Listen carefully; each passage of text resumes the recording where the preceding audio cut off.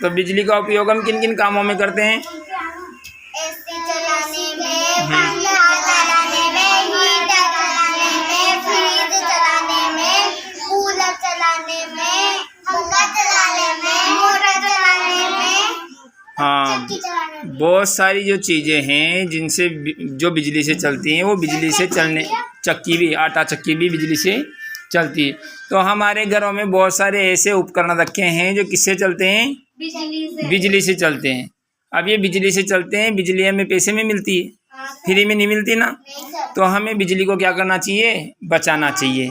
उससे दो लाभ होंगे, एक तो बिजली की बचत होगी और दूसरे हमारे पैसे की भी बचत होगी।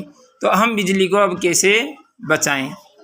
बिजली को कैसे बताओ भाई, बिजली को कैसे बचाया जा सकता है? हम किधर भी जाए तो कूलर को बंद करके जाना है, टीवी को भी बंद करके जाना है, बल्ब को भी बंद करके जाना है, पंखे को भी बंद करके। हाँ बादल भाई, हम टीवी देखते तो लाइट बंद करके जाना चाहिए हमें, नहीं तो लाइट वापस आते हुए चलती रह जाएगी। हाँ देखो आपने सबने बहुत अच्छी बात बताई। इसने बताया कि कूलर पंखा जो भी हमारे घर में चल रहे हैं, कहीं हम जाते हैं तो उनको बंद करके जाना चाहिए।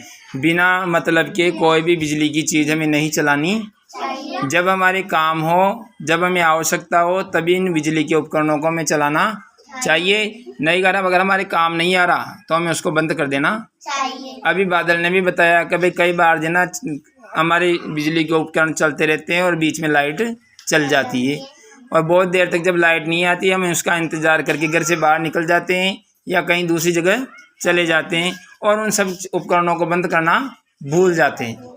तो वापस जब आते हैं तो वो हमें चालू ही मिलते हैं, तो घर में तो कोई है ही नहीं और बिना वजह ही वो उपकरण क्या हो रहे हैं? प्रतिज्ञा सुनो, बिना वजह ही वो उपकरण क्या रहते हैं?